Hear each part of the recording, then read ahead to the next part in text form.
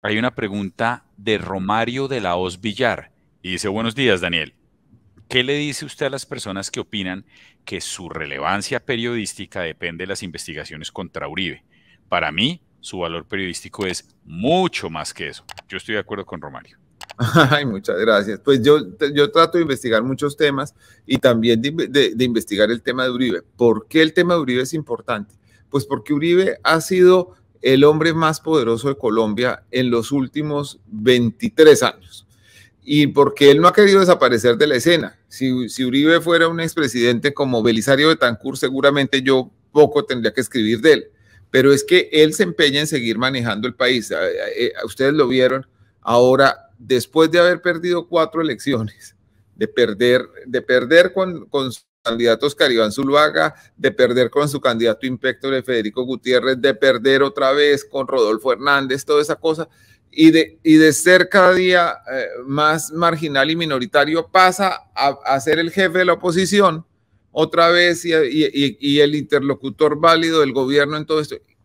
Por supuesto, eso merece atención pública, eso merece escrutinio, porque el periodismo verdadero se hace ejerciendo escrutinio frente al poder, y este caballero ha sido la persona más poderosa de Colombia en los últimos 20 años, 3 años. Bien. Pues don Daniel, Sí, sí, Violeta no. Flores Torres tiene otra pregunta y es que nos dice puntualmente que ¿por qué si Uribe dice que nadie que discute con él sale amenazado, por qué usted dice que a usted sí lo amenazó? Sí, a propósito, estaba viendo el video donde Uribe dice eso. Si quieren, pongámoslo para que ustedes vean varias cosas. Primero, que él dice que nadie que discute con él ha salido amenazado. Y segundo, que el hecho de que Gustavo Petro lo reciba es porque cree en su honradez. Es decir, que reunirse con Gustavo Petro es como un certificado de buena conducta para Uribe. Mírenlo, por favor. A mí siempre me dio mucha tristeza que la Corte no viera mis antecedentes. Alguien que ha estado en la polémica, que nadie puede decir de las personas que han discutido conmigo, que han tenido confrontaciones conmigo, que han recibido amenazas. Yo lo puedo decir. Ni el actual presidente. Yo creo que el presidente Petro, en esa larga polémica conmigo, tuvo que reconocer en el fondo de su ser que yo soy un hombre honorable, que mi batalla es de frente con argumentos. Si no, no me hubiera invitado a la conversación que acabamos de tener. ¿De dónde se les ocurre que yo estaba amenazando u ordenando que le hicieran seguimientos a Deyanira? Bueno, pues varias cosas. Primero, yo sufrí un periodo de amenazas inmediatamente después de publicar en el año 2001 que un helicóptero del padre de Álvaro Uribe, que había heredado él, que había heredado su hermano, fue encontrado en Tranquilandia.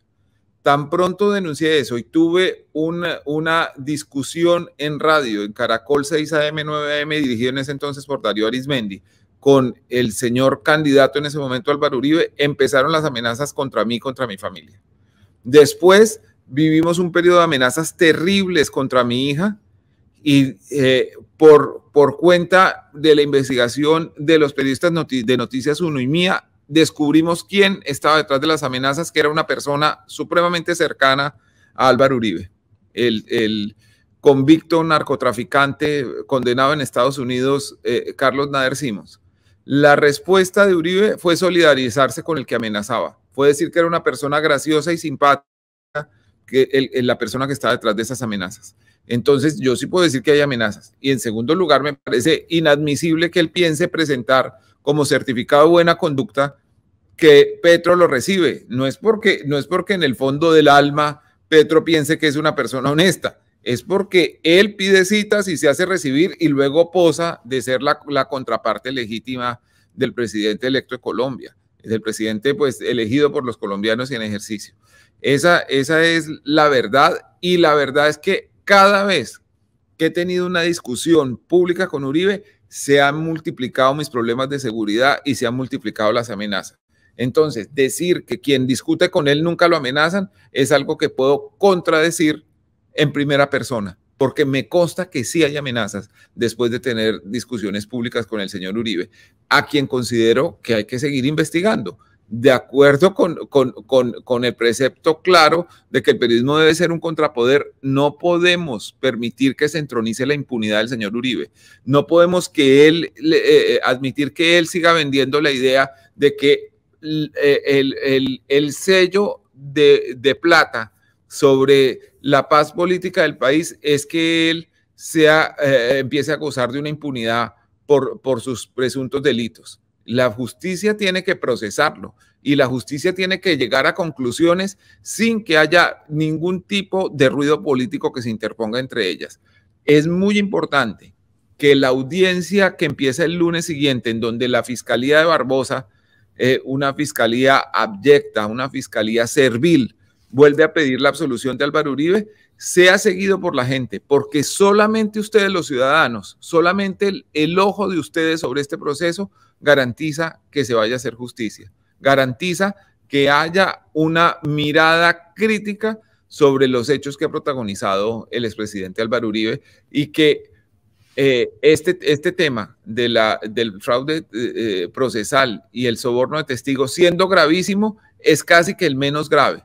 La justicia, particularmente la fiscalía, tiene engavetada una investigación por las masacres de Ituango, las masacres de La Granja y El Aro, sobre la cual no se ha avanzado un centímetro desde hace años que tienen eso ahí, justamente ¿por qué? Por el poder que tiene el señor expresidente Álvaro Uribe. Es necesario que haya una investigación y es necesario que los ciudadanos hagan sentir su voz para que estos hechos no queden en la impunidad. Andrés Fontalvo pregunta si vamos a hacer algo con esas audiencias, si va a haber un seguimiento. Sí, vamos a hacer algo, vamos a tratar de hacer una transmisión. Yo les cuento de aquí al viernes cómo lo vamos a hacer.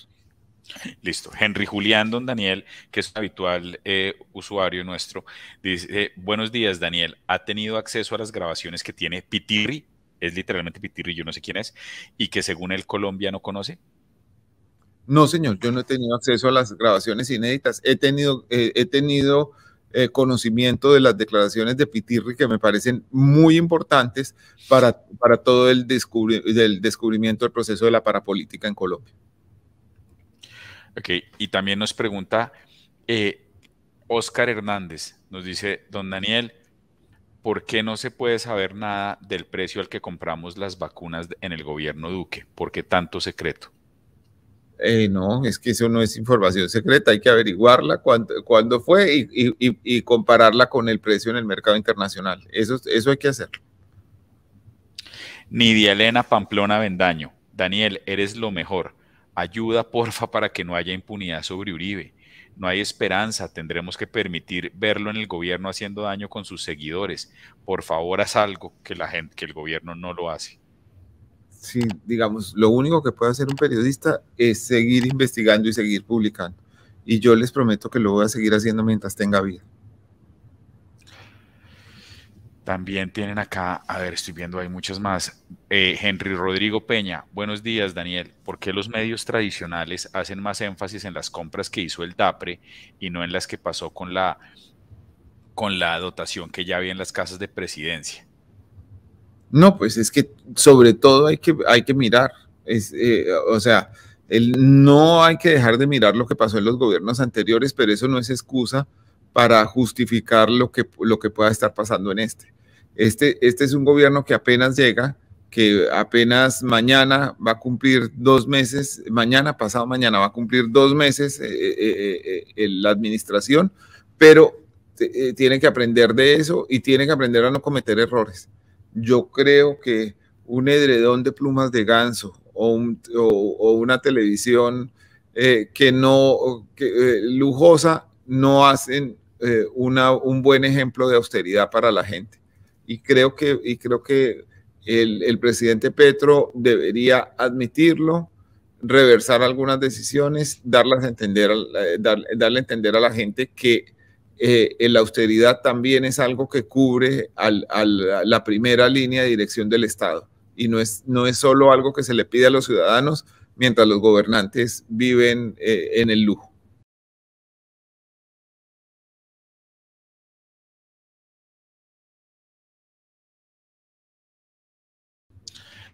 Yo sé que a ti no te gusta tanto la salamería, pero de verdad la gente es muy bonita. El chat se está llenando de siempre el periodismo, siempre el periodismo, siempre el periodismo.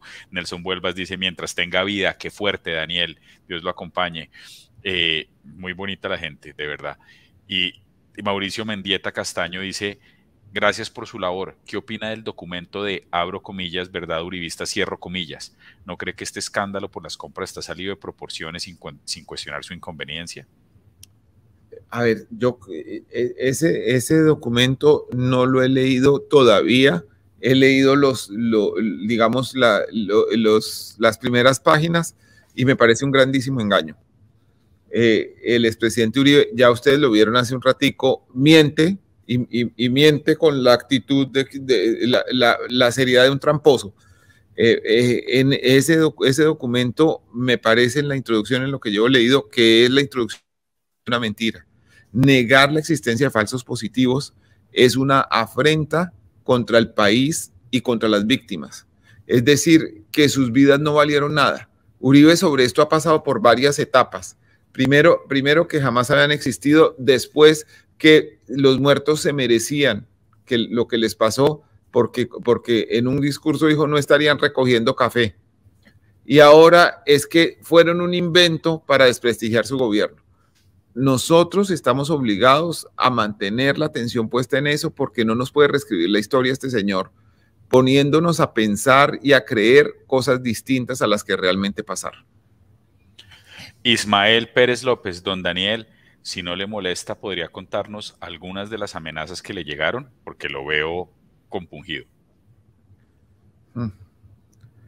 Pues en diferentes periodos, pero quizás me voy a concentrar en la peor etapa, que fue cuando mi hija, que en ese momento tenía 6 años, se volvió centro de las amenazas.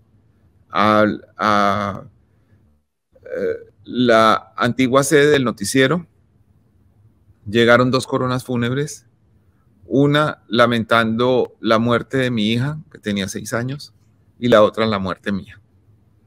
Después llegó una esquela fúnebre, un sufragio, a mi casa.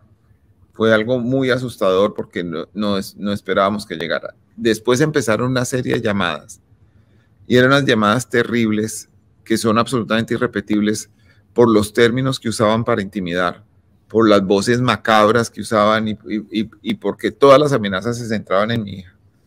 Y yo estaba realmente muy afectado, pero me imaginé que si lo veían a uno débil, iban a ser peores las amenazas, entonces decidí responderle a gritos y con groserías a las personas que estaban amenazando. Y lo último que empezó a llegar fueron una serie de correos electrónicos que se concentraron en la dirección electrónica del abogado mío, que era el doctor Ramiro Bejarano. Y gracias a esos correos electrónicos, pudimos, con la ayuda de un ingeniero, bueno, les cuento, hicimos muchas cosas para descubrir lo de las flores. Yo mismo fui a una floristería en Palo Quemado, que era la que lo había mandado, una floristería que quedaba muy cerca del DAS. Y me dijeron, no, eso viene de la ciudad de Pereira. ¿Y quién los mandó de Pereira? No, es otra floristería, es que tenemos un convenio. Busqué en la floristería de Pereira y me dijeron que era un hombre que no se acordaban de la descripción y que había pagado en efectivo. Entonces hasta ahí llegó la pista. Estos correos electrónicos que le llegaron a Ramiro Bejarano tienen una característica especial, y es que estaban puestos detrás de un dispositivo de encriptación, y ese dispositivo lo ponían para que la dirección IP estuviera oculta todo el tiempo. Pero nosotros pusimos un programa de seguimiento electrónico, y un día se demoraron unos segundos en prender el encriptador, el codificador de la señal. Por eso encontramos la dirección IP y con la ayuda de otras personas dimos con la casa en donde estaba, que era una mansión en la avenida Suba, que pertenecía al narcotraficante condenado en Estados Unidos, Carlos Simmons, quien estuvo detrás de esto, a pesar de que la fiscalía de Luis Camilo Osorio lo absolvió y demostrando, pues, mientras mi familia y yo vivíamos el exilio, este hombre en connivencia con funcionarios judiciales grabó una confesión de un tercero echándose la culpa mientras tomaba vasos de whisky en la oficina de Nader. Esas son las historias de algunas de las amenazas. Realmente a mí me duele recordarlas. No, absolutamente entendible. ¿Y nunca pasó nada con estos señores? ¿Nunca fueron judicializados?